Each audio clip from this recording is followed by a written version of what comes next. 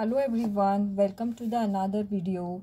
आज मैं आपके साथ शेयर करूंगी nursery English paper for exam and even this worksheet you can give it to your child in vacation to solve and to understand the alphabets, then pictures related with the alphabets, recognition of the pictures and spelling practice and so many things related with the nursery English. इससे पहले मैंने आपके साथ share किया था EVS English and maths for LKG और ये मैं शेयर कर रही हूँ इंग्लिश एग्ज़ाम वर्कशीट और exam paper you can say. So here the first one question is right A to Z capital letters, जो आ सकता है 2 मार्क्स के लिए। तो यहाँ पर मैंने लगभग फर्स्ट टर्म के लिए जो है वो नर्सरी के लिए हाफ लेटर्स रहते हैं या फिर कभी कभी बच्चों को हम पूरे लेटर्स भी पढ़ा देते हैं। सो यहाँ पर मैंने प्रैक्टिस के हिसाब से A to Z सारे ही लेटर्स जो है वो लिख दिए हैं। सो A B C D E F G H I J K L M N O P Q R S T U V W X Y and Z। और so next question is और इससे बच्चों की अच्छे से practice भी हो जाएगी। Right A to Z small letters A B C D E F G H I J K L M N O P Q R S T U V W X Y and Z. So this one is the second question. What is come after? So P के बाद क्या आता है Q, U के बाद क्या आता है V, W के बाद क्या आता है X, G के बाद क्या आता है H, J K Y and Z, Y के बाद आता है Z। तो ये हुआ हमारा थर्ड क्वेश्चन जो कि काफ़ी इजी है नर्सरी के बच्चों के लिए अगर वो एक बार अच्छे से इन्हें प्रैक्टिस कर ले। व्हाट कम बिफोर, अभी बिफोर लेटर में कैपिटल लेटर्स भी आ सकते हैं और स्मॉल लेटर्स भी आ सकते हैं जहाँ तक कोर्स में या करिकुलम में या फिर सिलेबस में फर्स्ट टर्म के लिए उन्हें है। Depends on the pre school, any pre school, okay. So depend on the school. GHIJKL। तो ये हुआ हमारा फोर्थ क्वेश्चन जो कि है बिफोर लेटर। और मिसिंग लेटर ये भी आ सकता है नर्सरी के लिए। ये मैंने LKG की वर्कशीट में दिया है तो वो आप देख सकते हो मेरे प्रीवियस वीडियो में, वो मैं अपने डिस्क्रिप्शन बॉक्स में डाल दूँगी। Write the first letter of the following. Now pen, for in a pen.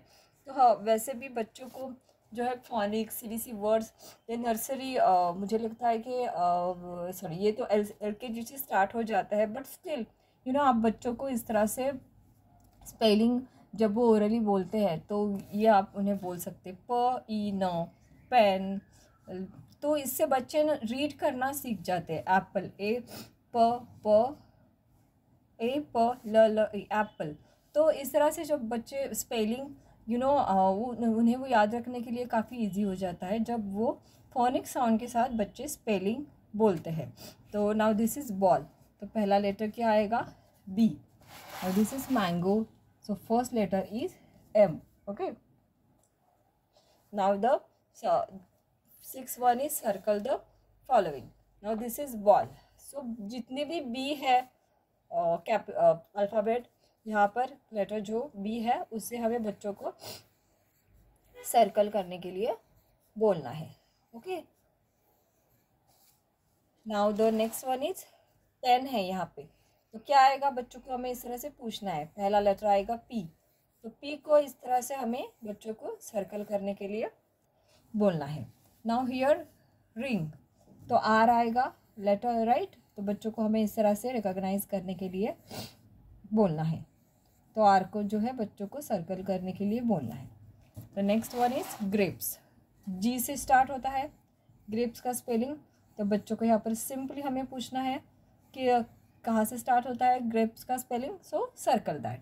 This one is also the very easy question for them. ये भी 2 मार्क्स के लिए आ सकता है या फिर 1 मार्क्स के लिए भी आ सकता है। यहाँ पर भी ये क्वेश्चन 1 मार्क के लिए भी आ सकता है। मैंने हाफ दिया है हर एक क्वेश्चन के लिए। सर्कल द अल्फ़ाबेट, यहाँ पर A दिया है, A अल्फ़ाबेट को हमें यहाँ पर जो है अंदर यहाँ पे सर्कल करना है। M, यहाँ पर M को सर्कल करना है। W, यहाँ पर W को सर्कल करना है। Q, तो यहाँ पर जो है वो Q को सर्कल करना है। तो इस तरह से ये हुआ हमारा 7th क्वेश्चन। बाकी की जो पार्ट है नर्सरी के लिए वो मैंने ओरल्स में दिया है। 10 मार्क्स या 20 मार्क्स का पेपर नर्सरी को आता है, उसमें से 5 मार्क्स का ओरल्स भी रहता है या फिर ओरल्स के लिए 10 या 5 मार्क्स अलग से होते हैं।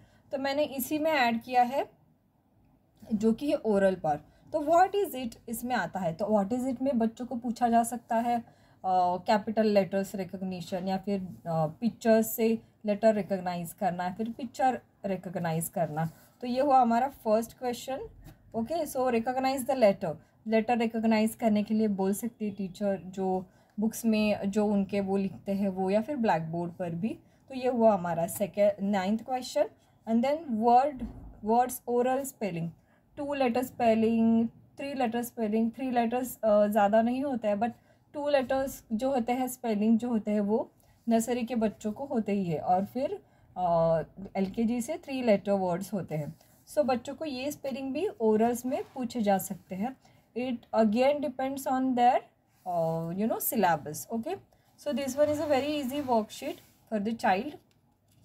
So आप अगर बच्चों को ये वेकेशन में या फिर कभी भी प्रैक्टिस कराओगे, so they will really experience that we can do it better. और प्रैक्टिस अगर हम बच्चों की करवाते रहेंगे तो मुझे लगता है कि एग्ज़ाम के टाइम में हाँ उन्हें काफ़ी अच्छे से प्रिपरेशन करने के लिए टाइम मिलेगा। क्योंकि English, maths and even EVS भी जो है उसमें प्रैक्टिस ही ज़्यादा लगती है। वो चाहे फिर आप वर्कशीट के हिसाब से उनसे करवाओ या फिर आप उन्हें वो ओरली करवाओ, but practice is must for the child.